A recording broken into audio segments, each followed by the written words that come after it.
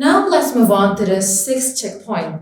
You must check passive and active sentences. Sentences in English can be either active or passive. Okay, I will give you the example. Okay, the example of active sentence: Aninda. Aninda is the subject. Ate as the verb. The whole salad. All right, Aninda ate the whole salad. Aninda is the subject. Verb ate and the whole salad. Salad is the direct object. So that's the example of active sentence. And now how about we turn this sentence into a passive sentence? Listen to me carefully. Passive number 1. The whole salad was eaten by Aninda. The whole salad was eaten by Aninda. So here, I change the direct object to the front.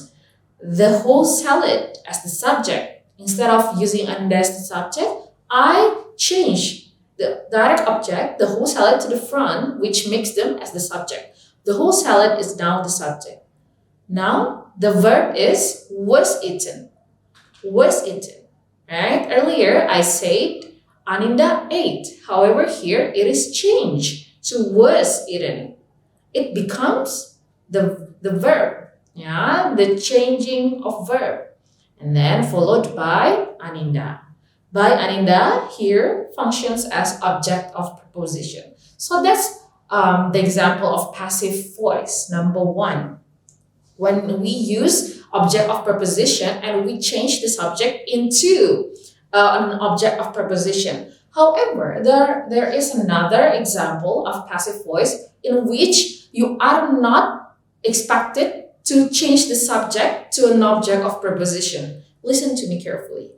The whole salad was eaten. The whole salad was eaten. So here, you don't need to use the subject. Instead, you only focus on what is eaten instead of who is eating. Okay? So here are the steps to form passive voice. Okay? Number 1, you should change the direct object of an active sentence into the subject of the passive sentence. Here, Aninda. Okay? Aninda ate the whole salad. Salad is the direct object. So now we change the whole salad as the subject. The whole salad as the subject.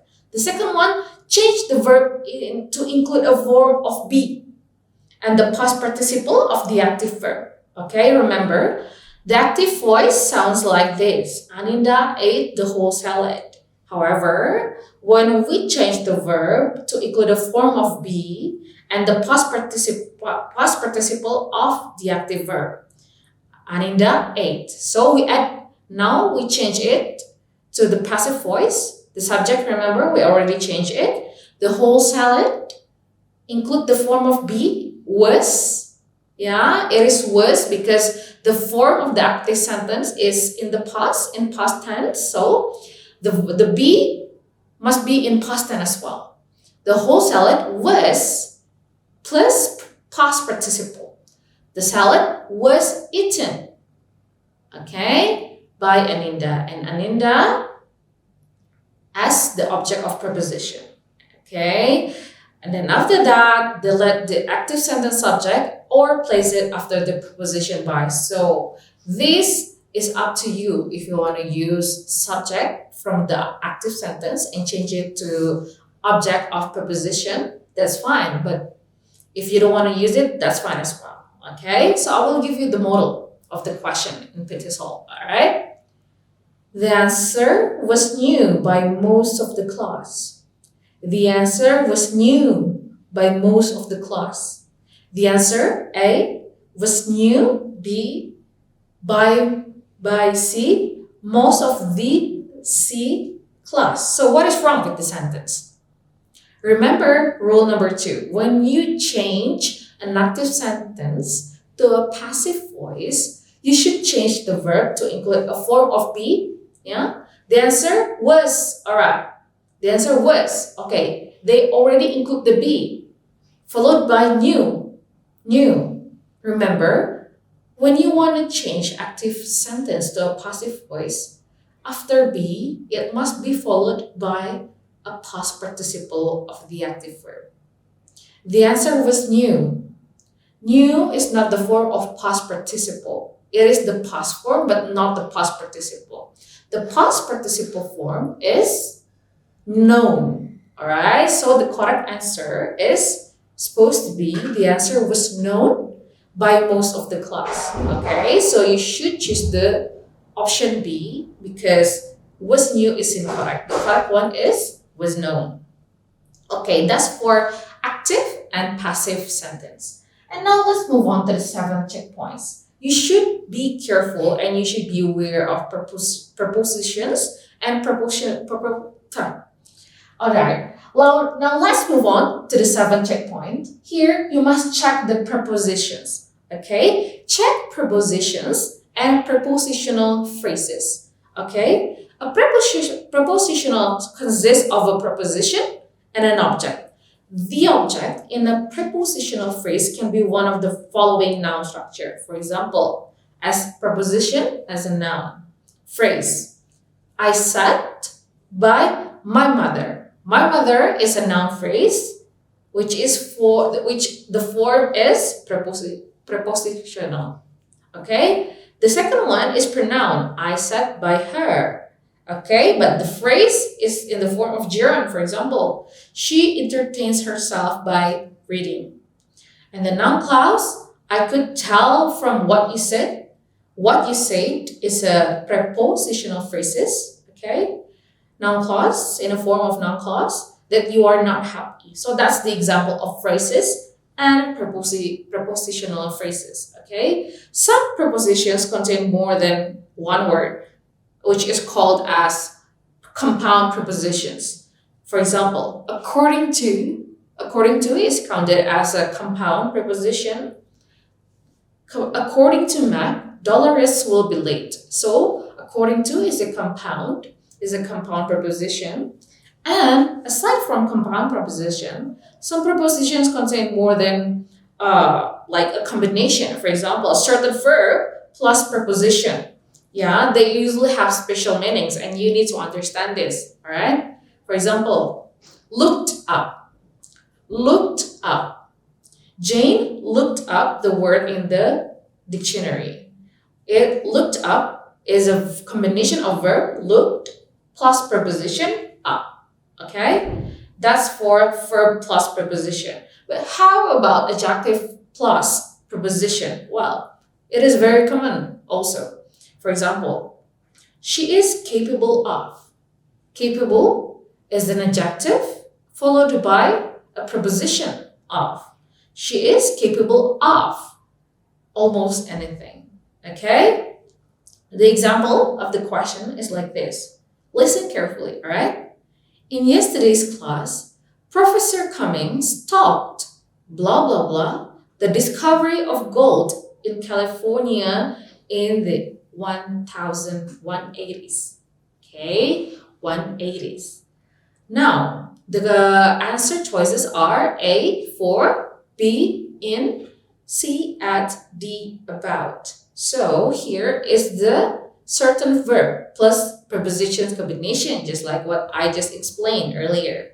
Now, what we need here, because is the lack of preposition. So we need to look for the fit preposition used in the sentence. So, in yesterday's class, Professor Cummings talked, blah, blah, blah, the discovery. So, here, the most suitable answer is about, because talked is mostly in combination with about.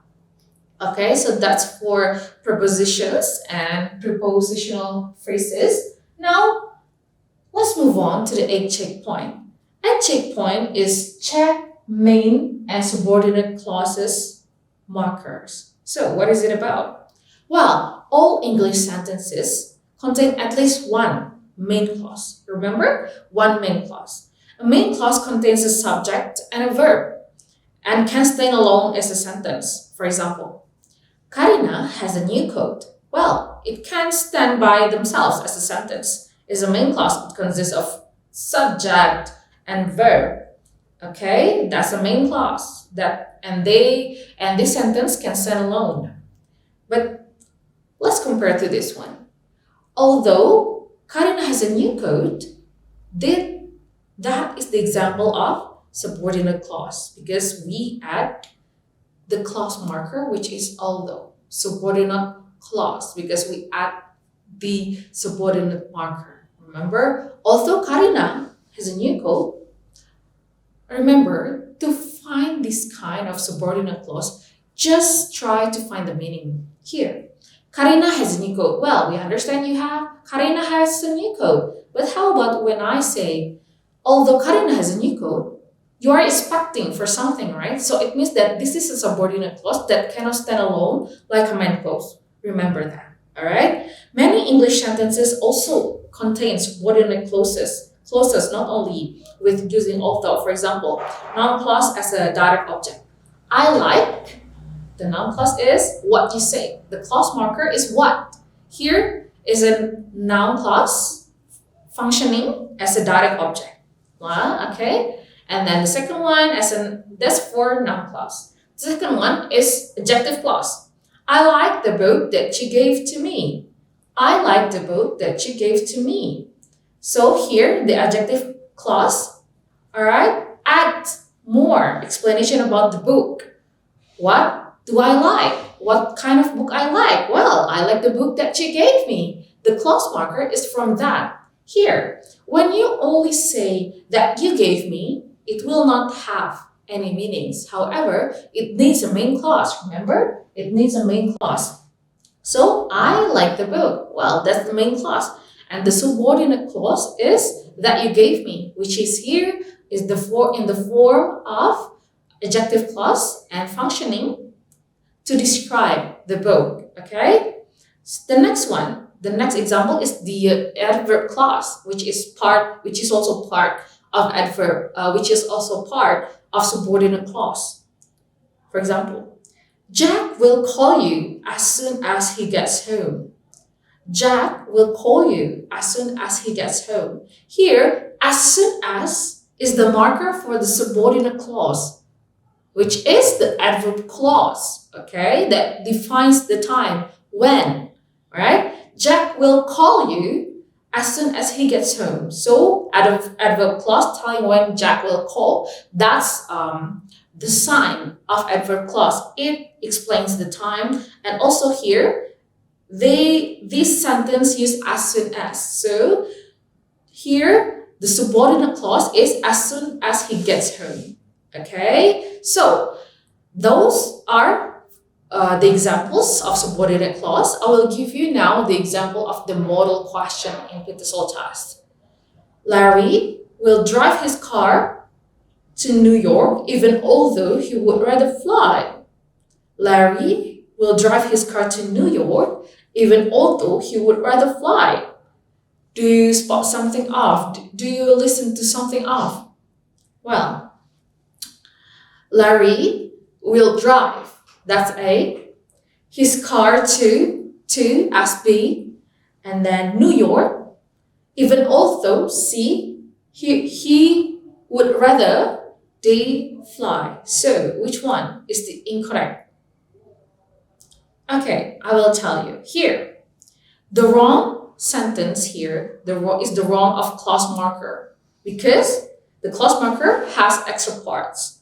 Remember, Larry will drive his car to New York even although. Well, although is a clause marker, subordinate clause marker. So we are not allowed to use even. Okay, so the sentence will be like this. Larry will drive his car to New York even although, no, that's not correct. But the correct one is Larry will drive his car to New York although he would rather fly. Okay, so the correct answer is C. Yeah, and the correction must use even though, or although.